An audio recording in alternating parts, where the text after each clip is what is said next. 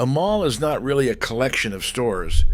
It is a building constructed around two or three massive anchor tenants. Department stores big enough to draw thousands of people through the door on their own, with everything else. The food court, the small retailers, the entire architecture of the place, designed specifically to live off that traffic. When an anchor leaves, it does not just leave a vacant storefront. It removes the reason the building exists in the first place. Here are 10 mall anchor stores that vanished and took the mall down with them. Number 10. Sears at Rolling Acres Mall, Akron, Ohio. Rolling Acres opened in 1975 as Akron's premier shopping destination, a two-story mall with glass elevators, a glass dome ceiling, and an actual aquarium built into the architecture. For its first 20 years, the mall thrived, eventually expanding to include Macy's, JCPenney, Target, and Dillard's alongside its original Sears anchor. The decline started quietly around 1998, when smaller tenants began leaving, and accelerated through the 2000s as the mall's anchor stores departed one by one. Sears was the last to go, finally closing in 2011, by which point the mall itself had already been dead for years. Its interior shuttered, while only the standalone anchor stores limped along. What happened after Sears closed became one of the most photographed examples of American urban decay in the country. Smashed skylights let snow and rain pour directly into the structure. Scrappers stripped the building for copper and metal. Photographers documented waterlogged carpet so saturated it felt, in one visitor's words, like stepping on a wet sponge. Demolition finally began in 2016, and Amazon opened a fulfillment center on the site 2 years later, a detail almost too perfect to be real. Number 9, Dillard's at Crestwood Court, St. Louis, Missouri. Crestwood Plaza opened in 1957 as the very first major mall in the St. Louis area and one of the earliest in the country to feature more than one department store under a single roof. For half a century it anchored its community, eventually housing Macy's, Sears, and Dillard's as its 3 department store anchors. The unraveling began in August 2007, when Dillard's, by far the most popular of the 3 stores, announced its closure. Locals and mall historians describe that single announcement as the moment everyone understood the mall was finished. Macy's followed 2 years later in 2009, an exit widely described at the time as the final dagger. Sears held on alone until 2012, technically keeping the lights on in a building that had already lost its entire reason for existing. An attempted reinvention as an arts-focused lifestyle center failed to generate enough revenue to sustain itself, and Crestwood Court closed permanently in July 2013, 56 years after it first opened as a genuine retail pioneer. Number 8, JCPenney and Montgomery Ward at Hawthorne Plaza, Hawthorne, California. Hawthorne Plaza opened in 1977 in Los Angeles County, built around 3 anchor department stores, Montgomery Ward, the Broadway, and JCPenney, serving a solidly middle-class community in the South Bay region. The mall's decline tracked almost perfectly with the broader economic collapse of the area's aerospace industry through the 1980s and the 1990s, as job losses and white flight pulled shoppers and tax revenue away from the surrounding neighborhood. Montgomery Ward closed first in 1995. The Broadway's successor, a Macy's clearance outlet, closed in 1997. JCPenney, the mall's final anchor, held out until 1998 before closing as well, and the entire mall shuttered the following year in 1999. What makes Hawthorne Plaza unusual is what happened next, or rather, what didn't.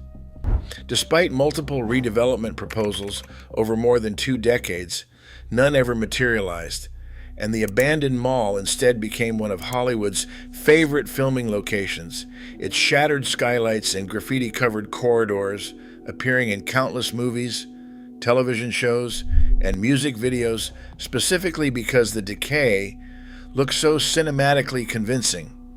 It wasn't a set, it was simply the real thing. Number 7. Every anchor at Randall Park Mall, North Randall, Ohio. Randall Park opened in 1976 and was, at the time, one of the largest enclosed shopping malls on the planet, anchored by Sears, JCPenney, Macy's, and Dillard's across a sprawling complex that drew shoppers from across northeastern Ohio. The mall's reputation took an early hit when an employee was murdered during a robbery just after Christmas in 1977, an ominous start that foreshadowed a decades-long association with crime and declining safety perception. By 2004, roughly half the mall sat vacant, including the former Dillard's and JCPenney spaces, with escalators and fountains switched off entirely in the dead sections. Sears delivered the final blow, announcing its closure in February 2009 as part of a broader round of store cuts, and the mall itself closed the same day the announcement took effect. In March 2009, the site sat increasingly vandalized and arson damaged for years, with one of its theater buildings destroyed by fire in 2016, until selective demolition finally began and Amazon once again signed a lease to build an 855,000 square foot distribution center on the site, opening in 2018. Number 6. Saks Fifth Avenue at Owings Mills Mall, Maryland. Owings Mills Mall opened in 1986 outside Baltimore as an upscale shopping destination, eventually housing a rotating cast of anchor department stores over its history, including Saks Fifth Avenue, Lord & Taylor, Hecht's, Macy's, Boscov's, and Sears. Saks was the first major anchor to fail, pulling out in 1996 after proving simply too upscale for the mall's actual customer base and location. Saks's exit triggered a slow cascade over the following 2 decades as one anchor after another either downgraded or departed entirely, leaving wide stretches of the mall's interior dark even while individual stores nominally remained open. By 2015, the mall's interior had closed entirely, with only its final holdout, JCPenney, continuing to operate as a standalone store until it too closed in April 2016. The entire complex was demolished between 2016 and 2017 and redeveloped into a mixed retail and residential project called Mill Station, erasing nearly every physical trace of the original mall. Number 5. Thalheimer's, Sears, and JCPenney at Cloverleaf Mall, Chesterfield County, Virginia. Cloverleaf Mall opened in 1972 just outside Richmond, anchored initially by JCPenney and Sears before Thalheimer's, a beloved regional department store chain, joined a year later as a third anchor. The mall thrived through the 1970s and the 1980s, but the surrounding neighborhoods entered a steady socioeconomic decline through the 1990s and the 2000s as newer development pulled both residents and retail toward Chesterfield Town Center nearby. A double murder of 2 mall employees in 1996 accelerated the public perception that Cloverleaf had become unsafe, and the dominoes fell from there. Thalheimer's parent company collapsed entirely, leaving that anchor space dark. Sears and JCPenney, the mall's 2 remaining original anchors, both eventually declined to renew their leases, leaving Cloverleaf with no anchors at all and no realistic prospect of replacing them. The mall closed permanently in 2008 and was demolished in 2011, with a grocery-anchored mixed-use development built on the site afterward, erasing the mall almost entirely from the landscape it once dominated. Number 4, the original famous bar legacy and Dillard's collapse, Northwest Plaza, St. Louis, Missouri. Northwest Plaza opened outside St. Louis in 1965 as one of the largest enclosed shopping centers in the country at the time, eventually anchored by major department stores, including a location of the locally beloved famous bar chain, later absorbed into Macy's, alongside Sears and Dillard's. As the surrounding suburbs economy shifted through the 1990s and the 2000s, the mall's anchor stores withered one after another in a now familiar pattern, with Macy's eventually announcing its own closure, even as competing nearby properties faced identical anchor exits in the same news cycle, leaving Sears as the lone holdout in a mall that had once anchored an entire region's retail identity. The pattern at Northwest Plaza mirrors almost exactly what happened across the river at Crestwood Court in the same metro area during the same years, two once thriving St. Louis malls losing their anchors in near simultaneous collapse, evidence of just how regionally concentrated this kind of retail extinction could be.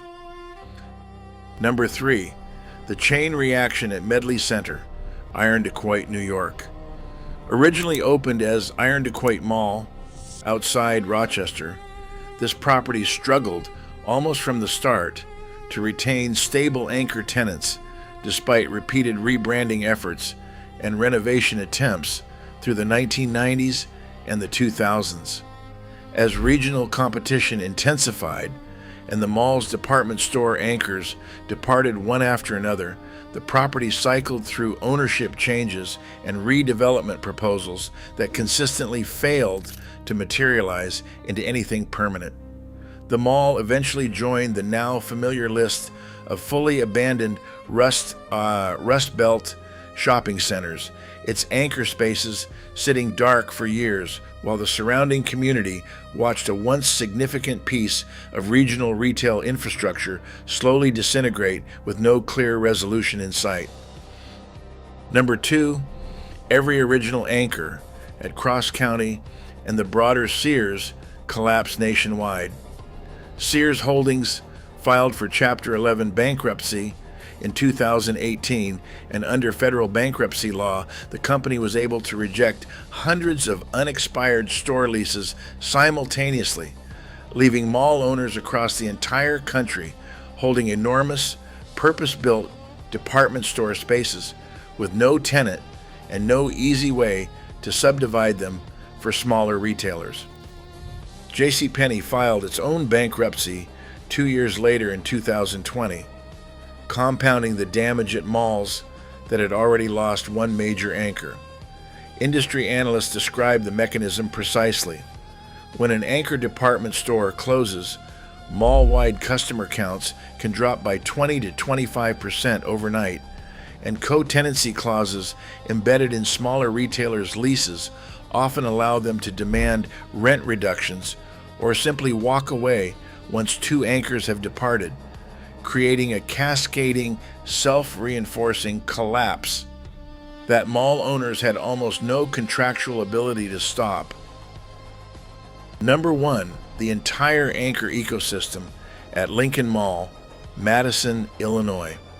Lincoln Mall opened in the 1970s as a significant regional shopping destination for Chicago's south suburbs, eventually anchored by major department stores that, like so many properties on this list, departed one after another over a roughly 2-decade span as regional competition intensified and the surrounding area's economic fortunes shifted.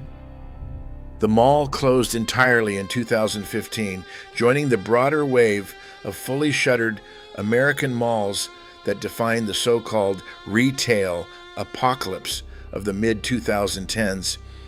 Its empty corridors and dark anchor spaces becoming, like so many of the malls on this list, more famous in death as a photographed ruin than the mall had been in the final years of its actual operation.